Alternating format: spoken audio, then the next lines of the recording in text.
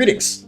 Welcome back to AP Physics C Mechanics, where we're covering Unit 4 over momentum and impulse. And this is the final chapter, believe it or not, for the momentum unit, where we're covering conservation of momentum.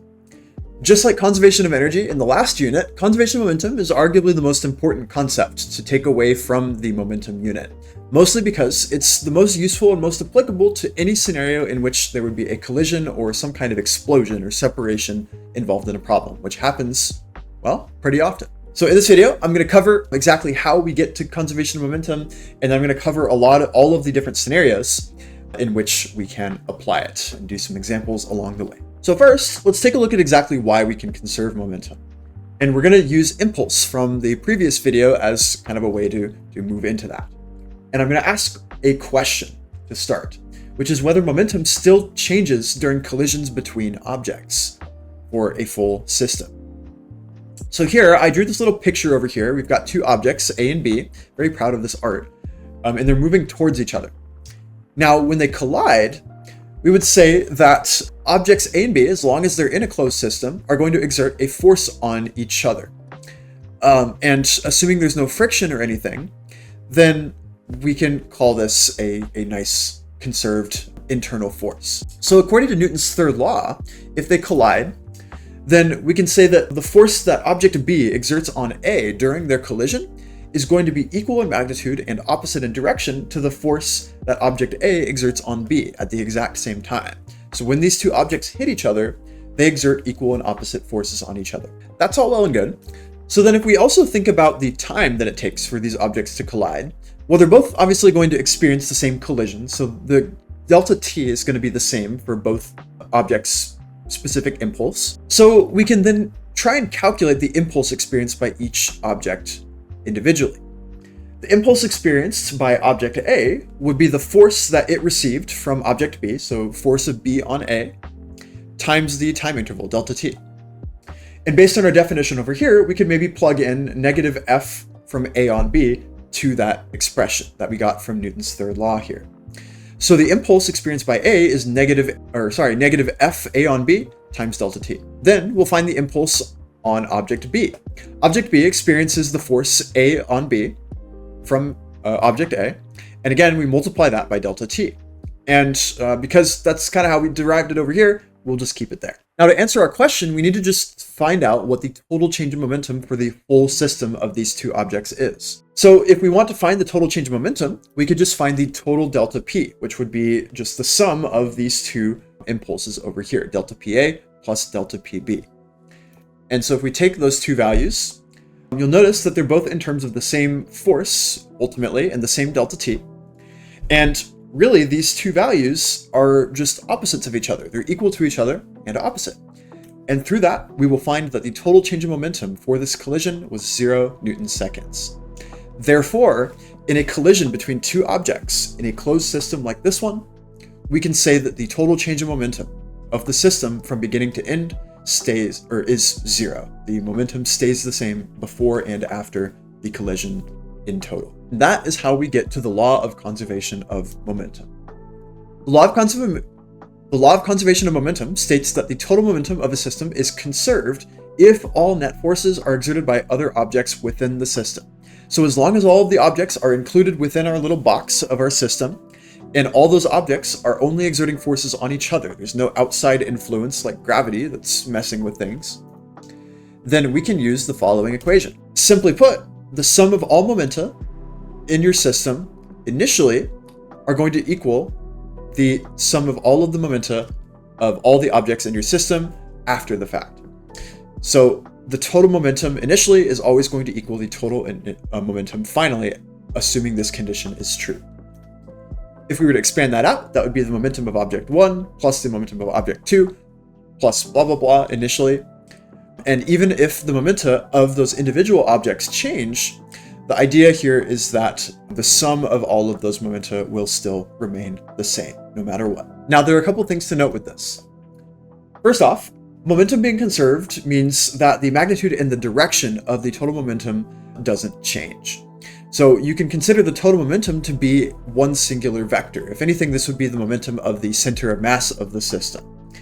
And that vector does not change, assuming there's no outside influence messing with this stuff. Now also, because of that, we could say that the total momentum vector here would be the vector sum of the momentum of every object in the system overall. And finally, when an object's momentum changes within the system, again, just like that little justification we did on the previous slide, we should note that any change in momentum experienced by a singular object is balanced by an equal and opposite change elsewhere in the system, and all of that comes from Newton's third law. So the law of conservation of momentum is kind of a more applicable scenario of Newton's third law. It's a little bit easier to apply it mathematically with this as opposed to the original Newton's third law with just equal and opposite forces. Now, if we want to use momentum conservation, a lot of the steps that we take here are going to be very similar to how we would have solved impulse momentum theorem questions from the previous video. I'd say a very solid initial place to start with any of these problems is to go ahead and calculate the initial total momentum outright for the system as one vector if you can.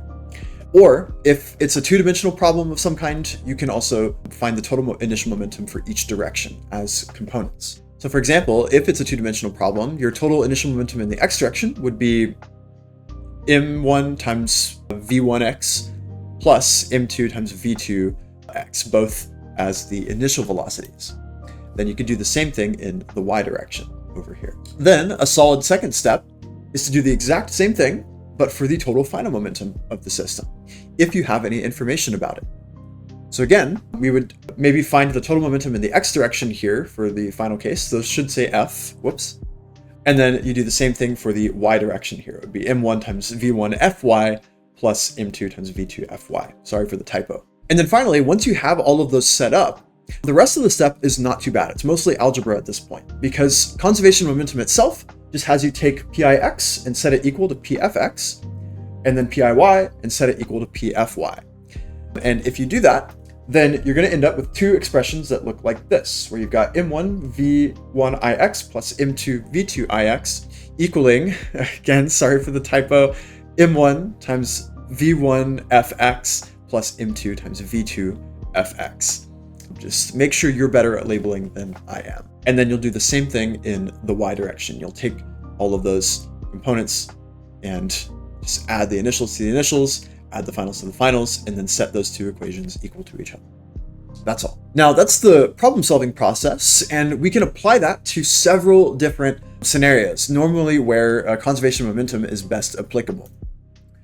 So there are really two major types of interactions in which conservation of momentum is most useful.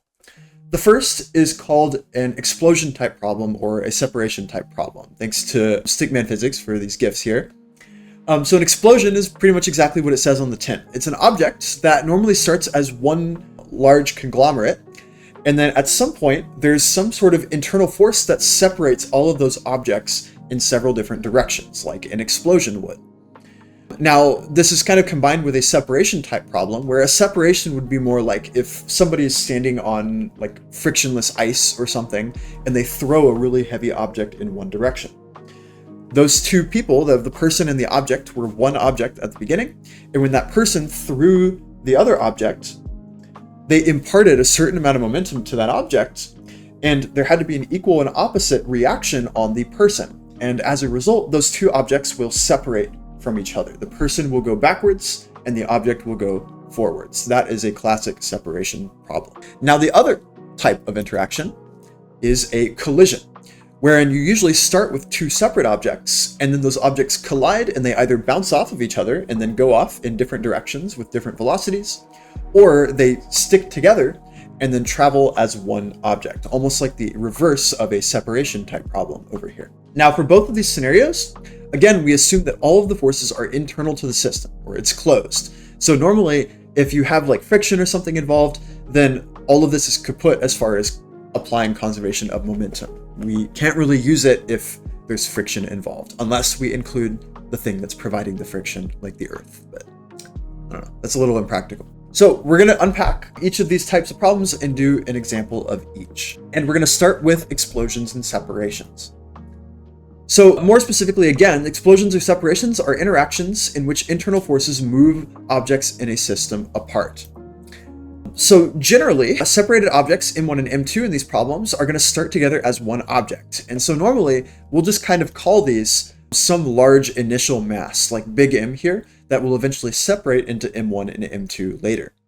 So here we have this large initial mass, big M, and in the final scenario, we'll end up with some kind of explosion or separation that occurs, and M2 and M1 will travel away from each other in different directions, with maybe different velocities, possibly. So the main thing to remember here is that the initial momentum, again, is equal to the final momentum. So if you can figure out what those initial and final momenta are up front, then the equation to actually solve for what you need is pretty straightforward.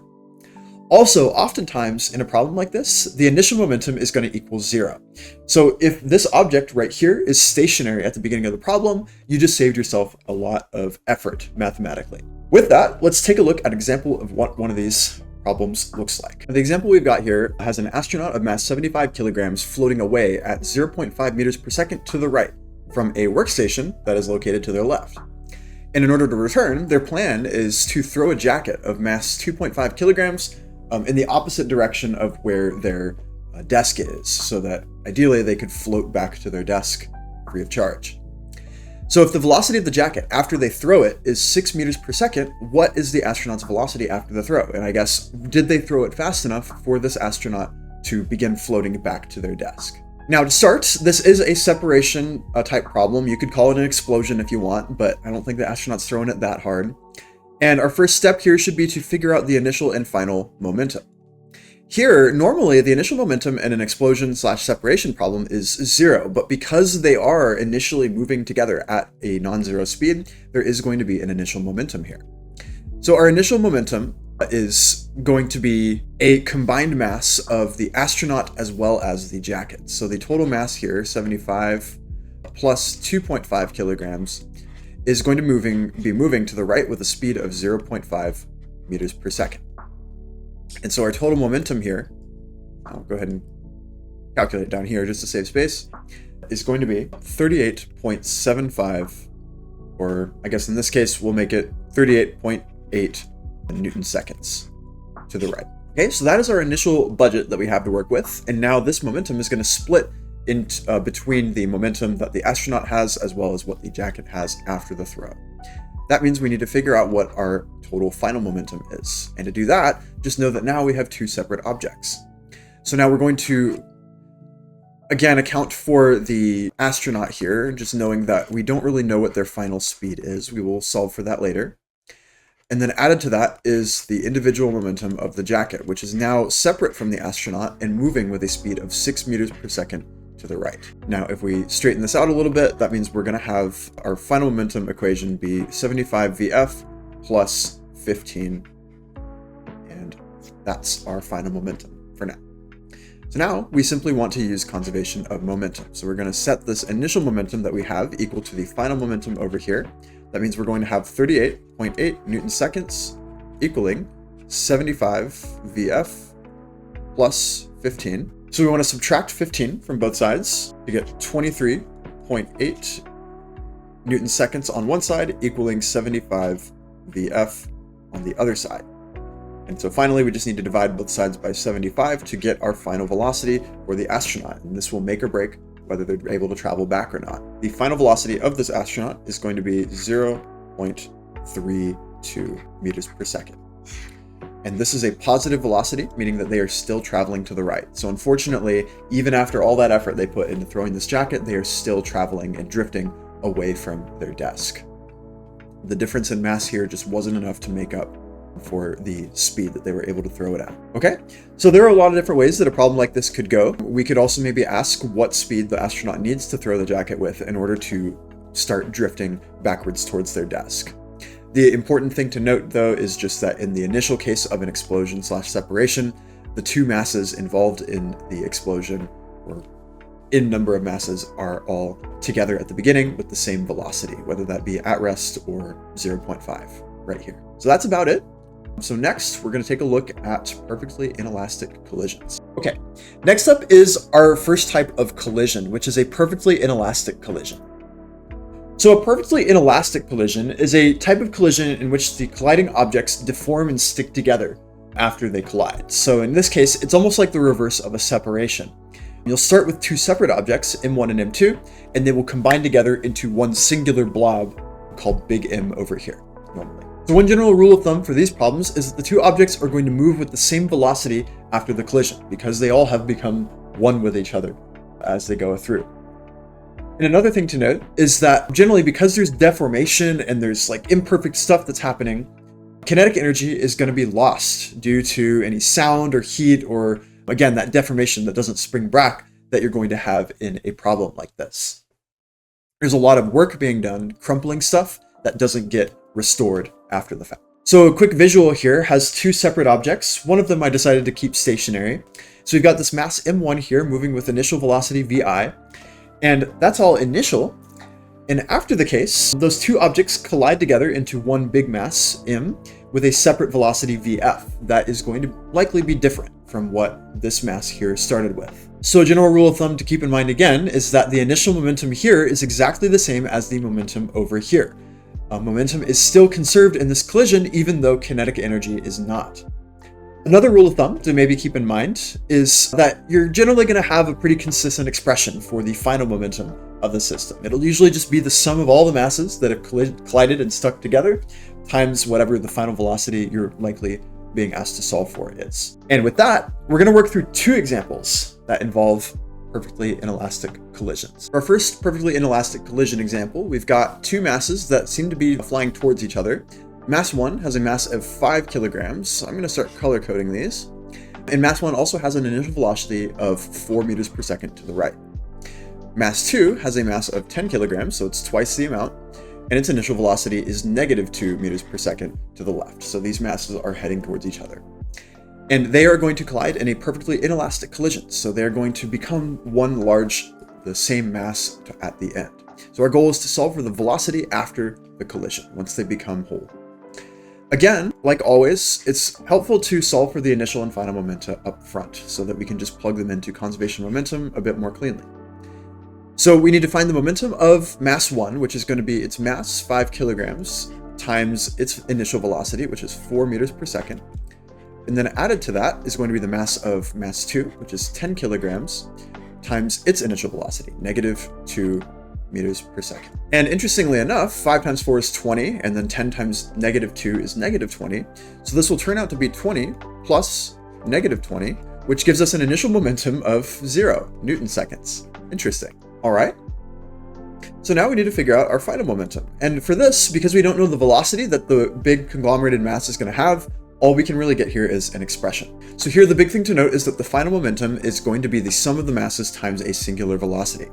So the two masses here are 5 plus 10, and that'll give us our total new mass, 15, times whatever final velocity we need to solve for here. And that pretty much is our expression, besides not adding the numbers there. So now we are going to state conservation of momentum, Pi equals Pf, and we're going to sub our initial values in over here. So initial momentum is 0, and that's going to equal 15 times Vf. And it's a little silly because through this, all we find is that because the total momentum of the system here is 0, when these two masses come together, they are perfectly going to cancel each other's momenta out, and we will end up with a final velocity of 0 meters per second. So a bit anticlimactic there, I will admit.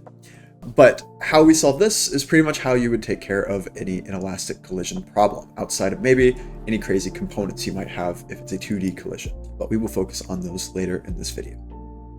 For now, that pretty much is an inelastic collision. Now, admittedly, we got off a little easy with that last inelastic collision example, so I'll show a slightly more convoluted problem here. Normally in FRQs, I'd say the most common type of collision you see is a perfectly inelastic collision, because a lot of the cases that you'll see are going to involve some kind of projectile launching initially, embedding itself in a larger, heavier object, and then those two objects carrying their momentum forward, and then you'll solve a lot of other types of physics problems along the way. In this one, we're going to get kind of a gauntlet of a lot of different physics concepts that are not just conservation of momentum. So let's take a look. The situation at hand here is a bullet of mass m, which is striking a block of mass 9m, so it's 9 times the amount, and that initial block is at rest on a frictionless track, so no friction, thank goodness. The bullet embeds itself into the block. That's kind of sending off a signal that we're going to have an inelastic collision here. And the bullet block combination travels around a vertical loop of radius r, interesting, without losing contact with the track. So our goal here is to answer all of these as expressions. We are not going to have any numbers in this problem outside of little coefficients and things. Now, just looking at the picture first, if we were to approach this as an FRQ, the big thing that I would notice, besides the fact that we seem to have a collision at the beginning of this problem, is the big loop. Now, if there's a loop, then again, kind of like with example in one of the previous units, anytime you see a loop like this, it's gonna start waving some flags that maybe you're gonna have some circular motion involved in this problem. Very seldom are you going to have a scenario like this that doesn't involve some kind of circular motion step along the way. So it's really a matter of when, not if, that we apply this concept here. Just something to note. So part A has us find the minimum speed that the bullet block combination must have at the top of the loop so that the bullet block combination does not lose contact with the surface of the track. There's that phrase, does not lose contact. We've seen that many times before. So right here, we're looking for the scenario where the block is at the top of the loop right here.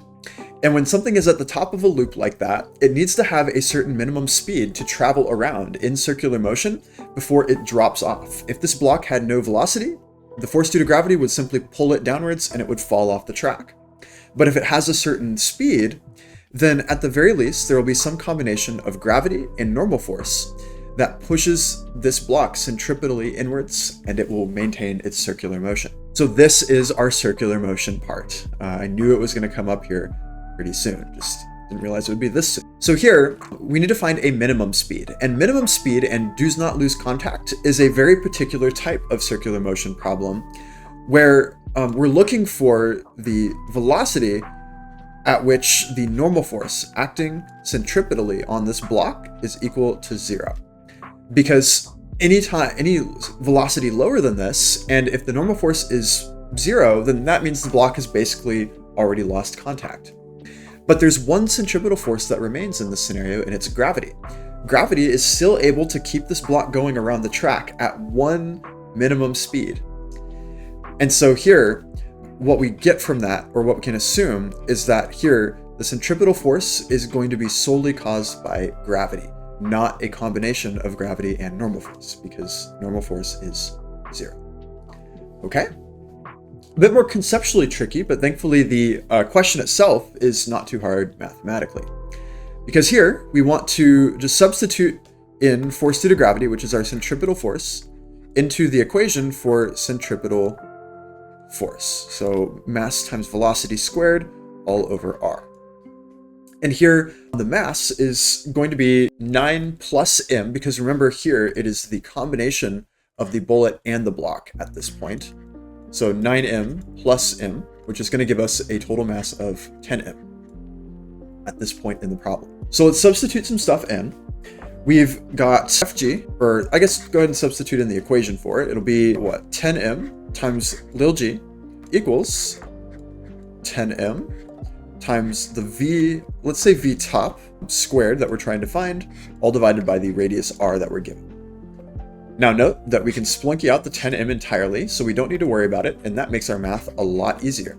Because that means that vt here is effectively going to just become the square root of lil g times the radius of the loop r. And that is our minimum speed, whatever that may be in terms of acceleration due to gravity and the radius of this loop. Cool, part 1. Now part B, we need to figure out the speed that the bullet block combination must have after the collision if the block has the speed here at the top of the loop. Okay, so this one, it's a little hard to tell exactly where we should approach this. Should we use momentum? Because this is a momentum video after all. Well, I think no, mostly because if we wanted to use conservation of momentum, we would have to include somehow the Earth in our system, because the Earth is exerting a force on this block, and that force would have to be internal to the system if we were to apply conservation of momentum to it. So I think this rules out conservation of momentum for right now. So what we do have is we're going to have a block that starts out with some amount of speed, and then the block gains a certain amount of height, And we need to figure out the speed that it has here versus here, where it's gained height and it has a separate speed. Because we're working with heights and speeds, well, say we have a delta H, we need to solve for V. This information kind of rings off bells that we should be using conservation of energy here. Mostly because potential energy is based on a change in height, and kinetic energy is based on velocities, both initial and final. So this is a pretty applicable scenario to use conservation of energy. So if we're going to do that, then we should go ahead and state conservation of energy. We should say that the initial energy is going to equal the final energy. And so if we expand all of that out, well, at the start, we'll say that this is our baseline, our ground level down here. So it doesn't have any height, or doesn't have to have any height. And so we're looking at the scenario where the block and the bullet have already combined, and they have this velocity here. Let's call it VF after the collision. So we're going to start with a kinetic energy and no potential energy for the initial scenario. So it'll be 1/2 times 10m times our final velocity squared that we're trying to solve for. And then on the other side, we're going to have a potential energy based on the height that this block gains, which is 2r. So it'll be, let's see, 10m times little g times 2r, so mgh, plus whatever kinetic energy it has due to the speed that it should have at the top of the loop at the same time. So again, that's going to be 1/2 times 10m times vt squared. Cool. Now, again, Spelunky alert, we can take out the 10m entirely from all terms of this equation. So that goes away, and that'll simplify things by a lot. I'll go ahead and multiply the 2 over here just so we can single out the VF a little bit more. So we'll end up with an equation that looks like VF squared equals, well, over here, it's looking like we're gonna have, let's see, 4gr plus, well, basically just VT squared. So VT squared over here would just be gr. So 1/2 times 2 is just a 1, so VT squared. So VT squared is going to be just gr once we substitute our stuff in there. And so VF squared is going to equal 5gr. Cool. So now VF at the very beginning, after the collision takes place, is going to be the square root of 5 times g times r. That is our answer. Cool beans. All right, maybe we'll get some momentum eventually. Part C here asks us to determine the speed the bullet must have before the collision. If the bullet block combination has the speed at the top of the loop found in A, or if it ends up with the speed VF that we found in part B here after the collision. Now, generally, I'll say, based on wording here, if you want to think of a vector of approach, the wording before the collision here is a good sign that we should now start using conservation of momentum. Mostly because we know what the speed of the bullet block combination has after the collision, and we need to figure out the speed before, and there's no funny business with gravity that's happening in between. So here, because we want to find V initial before the collision, this is a good opportunity for conservation of momentum. Since we're applying conservation of momentum, I think a good first step is to figure out our initial and final momenta and to just define them outright. So our initial momentum is just going to be the bullet traveling at speed v0, which we're trying to find. So initial momentum is fairly straightforward. It'll just be m v0. Easy enough. Final momentum is going to equal the mass of the bullet block combination, so 10m, times the velocity vf that we have right here. So we can maybe expand that out a little bit and say that this is going to equal 10m times the square root of 5gr, just based on what velocity we found in the previous part. Now, since we have initial and final, we can use conservation of momentum. So pi equals pf. That way, we're going to have m times v0 equaling 10m times the square root of 5gr. We can technically Spelunky out an m here, so we'll go ahead and do that, because we can. And, well, believe it or not, that solved for v0. We know that v0 now must be 10 times the square root of 5gr. Or in other words, the speed that the bullet must have has to be 10 times the amount of the block that it impacts after the collision. Okay? So the last step here, long one, is to write an expression for the kinetic energy that's dissipated during the collision between the bullet and the block. Because this is an inelastic collision, it's guaranteed that kinetic energy was lost during this impact due to vibrations, heat, whatever. So if you're ever trying to find kinetic energy dissipation, that's mostly just asking for a change in kinetic energy, whatever that may be. So here, I'm just going to underline that. So we can mark that as our goal. And really just note that, again, this is asking us for a change in kinetic energy, final minus initial. So the first step then is to write out change in kinetic energy. Just get that formula on the board. So change in kinetic energy is KEF minus KE initial. And maybe we can expand that out a little further. We can say that the final kinetic energy is going to be the bullet block combination. So it'll be 10 times M times VF squared. And then before the collision, all we had was the bullet. So the bullet's kinetic energy is just going to be 1/2 times M times V naught squared. And that's it. So now let's go ahead and substitute some stuff in. We can substitute VF squared in here. We never actually solved for VF squared, but VF squared is effectively just going to be 5GR, because we would take this term up here and square it, which gets rid of the square root. So final kinetic energy is going to be 1/2, or we can go ahead and make that 5M times VF squared, which is going to be 5GR, and then minus 1/2 times M times, this one's going to be nasty. Let's see, it would be 10 squared, which is 100, times the square root of 5GR squared, which will be just 5GR. And that will be V naught squared. Okay? At this point, technically, you've answered the question. But just for satisfaction purposes, we'll go ahead and simplify to get a slightly cleaner answer. Now, it's very clear here that the initial kinetic energy is way larger than the final kinetic energy. Because this is going to amount to about 25 mgr. This is going to amount to, well, a lot more than that. So here, our goal should be maybe to pull out a common term between both of these. We could pull out a 5 mgr from both terms, from what I can tell. And that'll leave us with 5 minus 50 for what's left after that, if we apply the 1/2 to the 100 right here. So then it's going to be mgr times whatever 5 times negative 45 is. And so our changing kinetic energy here will amount to about negative 225 mgr. That is our total change in kinetic energy. So because it's negative, we know that we have lost kinetic energy. It was dissipated, it was not gained. And here now, for any mass, any acceleration due to gravity, and any radius of the loop, we could calculate all of this scenario without having to do much extra math. So, bit of a long question. Very AP style, very FRQ style. We're going to start encountering a lot more FRQ questions like this that implement a lot of types of problems from previous units, especially when we get to rotation, because that uses the whole 9 yards. So just be on the lookout for these, and do start noticing certain archetypes with certain types of physics problems. This is a very particular archetype of circular motion problem that you can very quickly identify. It's helpful to be able to identify where conservation of energy is helpful, and then it's similarly helpful to know when to use conservation of momentum for collisions. So just be on the lookout for stuff and start thinking about those archetypes.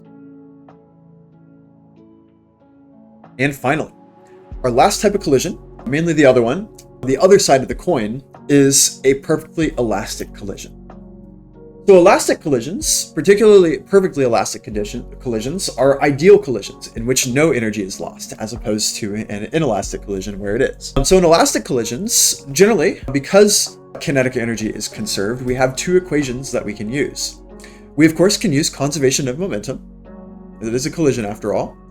But because kinetic energy is conserved, we can also use conservation of kinetic energy. So whatever the total kinetic energy is of the system initially, we can say that the total kinetic energy after the fact will be the exact same thing. Now, Flipping Physics has a really cool GIF that I want to show over here that he made. And the thing that I like about this GIF is that it has actual numbers and measurements involved. So this interaction right here is a pretty decent approach to an elastic collision. It's not perfect still, but we can run the numbers to see just how close this actually gets. So first, we can find the total initial momentum by taking this mass 2m here. We don't know what the actual mass is, but it's all proportional. And multiply that by its initial speed, 40.9. And then the other cart is stationary at the start, so its mass will be multiplied by a speed of 0, and we'll get a total initial momentum of 81.8 times whatever the mass is of the cart. Now the final momentum here, we can take these two speeds over here after the collision, And if we multiply those out, we find that the final total momentum is 79.6 times m. So these values are pretty close. It's not perfect. Somehow, something is still getting lost in this interaction. We don't know what it is, but the fact that it's so close is indicative that, there's something to these types of collisions. And then we can test out the kinetic energy thing as well. So if we wanted to find the total initial kinetic energy, well, there's only one thing moving at the start, so our initial kinetic energy is going to be based on this cart of mass 2m, where we'll do 1/2 times its mass 2m times its initial speed, which I'm doing in meters per second here as opposed to centimeters per second, just to keep it consistent with joules. And we'll end up with 0.167 times m for our initial kinetic energy. Then, if we calculate the final kinetic energy total, it's a bit more involved here. We find that the final kinetic energy of this total system is 0.157 m after the collision.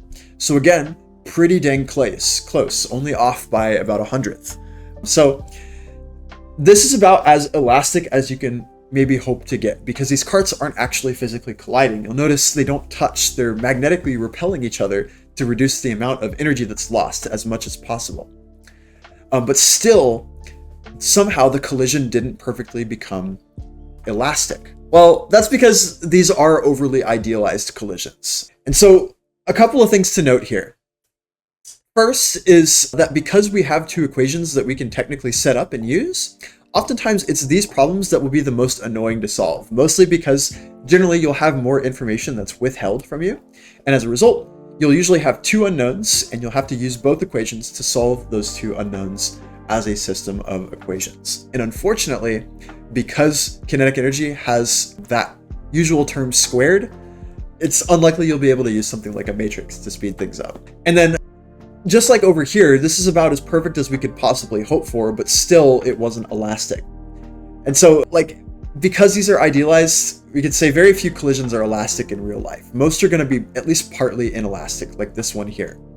But there are a few collisions that get pretty darn close, like billiard balls colliding or these carts right here. And so in physics, we just kind of hope that something is an elastic collision, but make the proper estimations knowing that it likely won't be. So for the last two examples here, we're going to do one perfectly elastic collision, and then we'll do one collision which we won't be able to tell right off the bat. So let's jump into those and round things out. For our elastic collision example, we've got a pretty familiar scenario, although this time they're not sticking together. You've got the same two masses, the 5 kilogram one and the 10 kilogram one, with the same initial velocities as the inelastic or perfectly inelastic example that we had a little while ago. Here, the only difference is now they are participating in a perfectly elastic collision, so we need to solve for the velocities of the two masses after the collision. Now, again, I'm going to mark that our mass 1 here is 5 kilograms and its initial speed is 4 meters per second, and our mass 2 is 10 kilograms, twice the amount of the first, and its initial speed is -2 meters per second. Now, if you recall, well, first off, we need to figure out our initial and final momenta here. And again, if you recall, our momentum here, 5 times 4 plus 10 times -2 from earlier, amounts to a total initial momentum of 0 Newton seconds.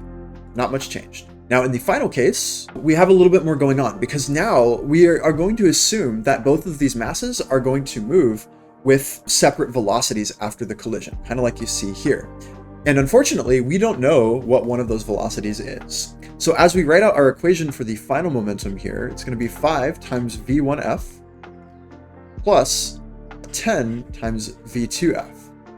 You see that we run into a problem here, which is if we try to use conservation of momentum now, pi equals pf, and we go ahead and substitute our stuff in. So 0 equals 5 v1f plus 10 v2f.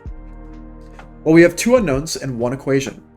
So really the best we could do here is maybe get a ratio between these two velocities, so we could relate one to the other. Now, we'll go ahead and do that, because right off the bat, we can identify that this is going to have to be a system of equations type problem.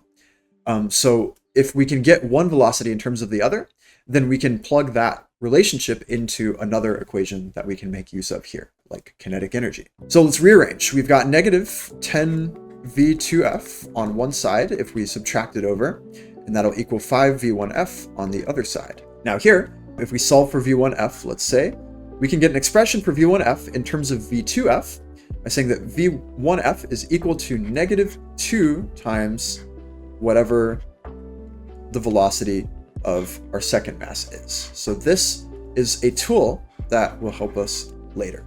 We just don't know it yet. Now, this is pretty much a dead end. This is about as much as we can do for now. We need to consider another vector of approach. And with elastic collisions, you always have a second equation that you can take advantage of in conservation of energy. We can say that the initial kinetic energy must equal the final kinetic energy over here. So before we do that, let's go ahead and get expressions for the initial and final kinetic energies. Now, initially, we have all the information we need. So we'll just say that we need to find the initial kinetic energy of mass 1, which is going to be 1/2 times its mass 5 times its initial velocity 4 squared. And added to that is, again, 1/2 times mass 2, which is 10 kilograms, times its velocity, -2 meters per second squared. And that squared is going to knock out the negative sign so that this becomes a positive scalar value. If we evaluate this, we should find that the total initial kinetic energy is about 60 joules. Cool. Now again, for our final kinetic energy, unfortunately, we run into a problem, which is that we don't know either of the velocities that we should be plugging into this equation. So the most we can do is write out an expression again. This would be 1/2 times 5 times v1f squared plus 1/2 times 10 times v2f squared. And so we're kind of in the same boat as we were with momentum over here. But thankfully, we have something that we can plug into this equation to get it all in terms of v2f, which is this relationship right here. So as we start to set up our conservation of energy thing here, I'm going to do exactly that. So our expression here is going to be 60 equals basically the equation we wrote up here. So 1/2 times 5. Well, actually, since there's a 1/2 attached to both, I'll go ahead and pull that out and just do 1/2 times 5 times v1f squared plus 10 times v2f squared, close parentheses. Now here we can multiply both sides by 2 to just get everything kind of nice and happy. So we'll do 120 equals, and then over here, let's go ahead and plug in this expression right here for v1f squared. We'll have 5 times 4 v2f squared plus 10 times v2f squared. And so this will give us 120 equals effectively 30 v2f squared at the end of the day. So now here, v2f squared is going to equal 120 divided by 30, which is roughly equal to 4. So v2f, one of the velocities we need to solve for, is going to be the square root of 4, which amounts to 2 meters per second. Notably, that's exactly the same as the initial velocity that v2 had, just maybe the opposite direction if we're believing our picture here. So we have one more step, and it's to figure out what v1f is. And for that, all we need to do is go over here and solve for v1f in terms of the velocity we just got. So this will be -2 times, well, 2, and that gives us an initial velocity, or a final velocity, sorry, of mass 1 of -4 meters per second. So this and this are our final velocities for each mass. Notably, both the same magnitude but opposite in direction for an elastic collision. Interesting. That's a lot of work for a very simple result, and normally that's the case with elastic collisions. They're very time-consuming problems to solve, especially if you're working in two directions. So just here, the thing to look out for is the fact that you can make use of the kinetic energy to substitute in whatever values you can get a relationship for over here with momentum. And that's all. Okay, now this last problem doesn't really have a place because this is a type of problem where it asks us to determine whether this collision is elastic or inelastic at the very end. So right now we're not really sure, but this is a unique scenario also where the collision splits off into two different directions. And this is one that we haven't really looked at yet. All of our collisions so far have been one-dimensional. So part A here is really the hard part. We need to figure out the values of Vx and Vy for this 8 kilogram puck right here after the collision. So since we're dealing with a collision here, we should start by finding our initial and final momenta for each object in each direction. I'm going to use red for the x direction and blue for the y direction here. And our first step is to find the initial momentum total in the x direction. Now here, thankfully, we only have one puck that's moving initially, and it's momentum or its velocity is fully horizontal. So here, all we need to do is take the mass of that puck, which is 8 kilograms, and multiply it by its rightward velocity, which is 2 meters per second. And just like that, our initial x momentum is going to be 16 Newton seconds total for the duration of this problem. Now, initially in the y direction, at the same time, well, nothing's moving vertically, at least as far as I can tell. So the initial y momentum by default then is going to be 0 Newton seconds. There's nothing more you need to do there. If you don't see any vertical vectors for the initial scenario, it's 0 by default. Cut and dry. So now we need to figure out the final momentum. So Pfx is going to be a little bit more involved here. This is where we're going to have to take our velocities that we have and split them into components. Or for this one, because it's already split into Vx and Vy, and those are what we're solving for initially, we can just leave our expression in terms of those. So here we have a 2 kilogram puck that's moving with a magnitude of its velocity of 10 meters per second at an angle of 53 degrees. So the momentum of the 2 kilogram puck in the x direction is going to be its mass, 2 kilograms, times its velocity, 10 meters per second, times the cosine of the angle it's at, so that we get the x component. So it'll be cosine 53. Plus the mass of the 8 kilogram puck over here, times whatever its x velocity is, which again, because it's our unknown, we can just leave it in the equation like that and call it a day. So this is our expression for the for the final x momentum. Then for Pfy, we're going to do the same thing. We're going to have a 2 kilogram puck with mass 2, and it's got the same initial velocity, but here we're going to multiply that by the sine of 53 so that we get its y component. And then again, we're going to add the 8 kilogram puck's mass times its y velocity that it has after the collision to that expression, and these are our momenta. Now over here, we can start using conservation of momentum. So we're going to say that Pix is equal to Pf, and we need to plug things in. So Pix, we know already as a number, is 16 Newton seconds. And on the other side, if we evaluate that term over there, we should find that 2 times 10 cosine 53 is about 12 Newton seconds, plus 8 times Vx. We don't need to do anything with that just yet. Now, if we subtract 12 over to the other side, we can rearrange things a little bit. I'll flip-flop, say it's going to be 8 Vx equals 4. And so our final x velocity for the 8 kilogram puck here is going to be 0.5 meters per second. Cool beans. Now we're going to do the same thing for the y direction. So Piy is equal to Pfy. We know that our initial y momentum is 0 Newton seconds. And on the other side, again, we're going to evaluate this 2 times 10 times sine 53 first. That will turn out to be 16 Newton seconds. And again, we're going to add to that the 8 kilogram puck times the y velocity here. Now all we need to do is subtract 16 over to the other side and divide. So we'll flip-flop things here. We'll have 8 times Vy equals negative 16. And if we divide both sides by 8, we will find that the y velocity of this puck is negative 2 meters per second. Cool. So based on our components, we know that it's traveling to the right and it's traveling downwards, just like it was pictured here. Neat. Now part B has us find the total velocity and the angle of the puck. That's not too bad.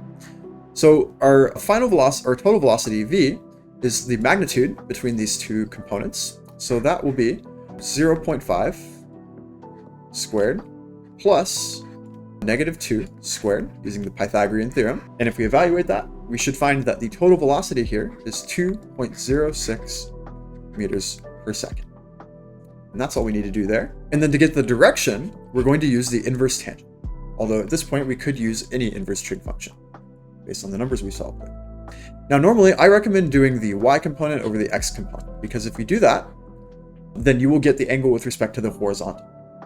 So if we plug that in, we're going to have inverse tangent of, let's see, our y component is negative 2 divided by 0.5. And plugging that in, we will get an angle of negative 76 degrees. The negative there just indicates that it is dipping below the positive x-axis as opposed to above.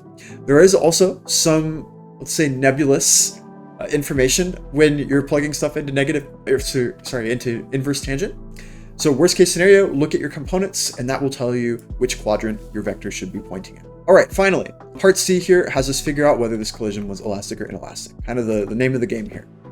So to do this, we just need to compare the initial kinetic energy to the final. So initial kinetic energy is given by the expression 1/2 times the mass of our initial 8 kilogram puck, which is moving, times its initial velocity, 2 meters per second squared, 2 meters per second squared.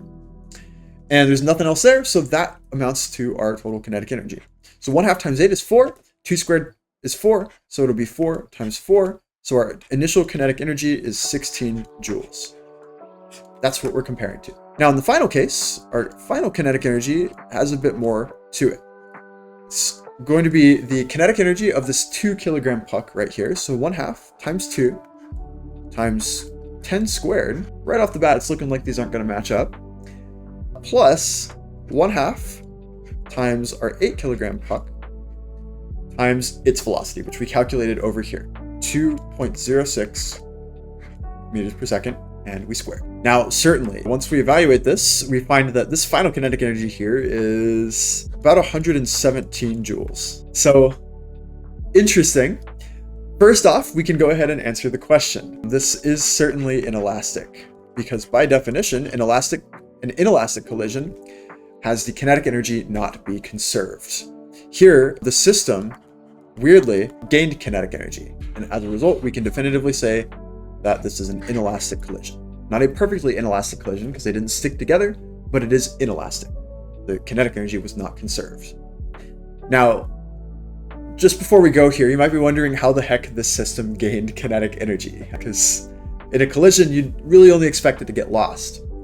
There are a couple explanations I could give for this. Maybe one is just the initial numbers here were a little weird, but you could also maybe theoretically have a certain amount of stored energy within one of these pucks. Maybe it had like a spring inside of it that was loaded, and when they collided, it released the potential energy in the spring.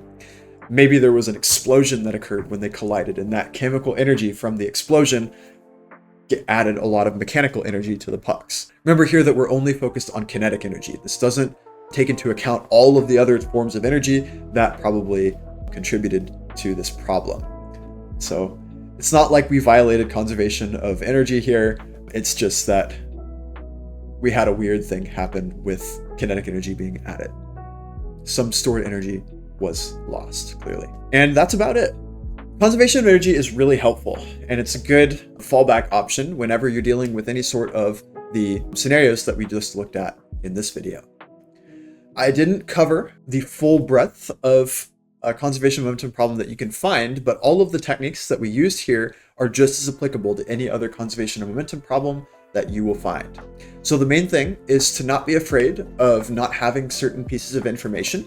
Write out all of your expressions as you normally would, no matter what, and just trust the process. Set everything up, and eventually you'll end up with an equation that only has one unknown, and that'll allow you to solve for what you're looking for. And with that, that is the end of our momentum unit. And when I see you next, it will be for the rotation unit. Stay tuned, and peace.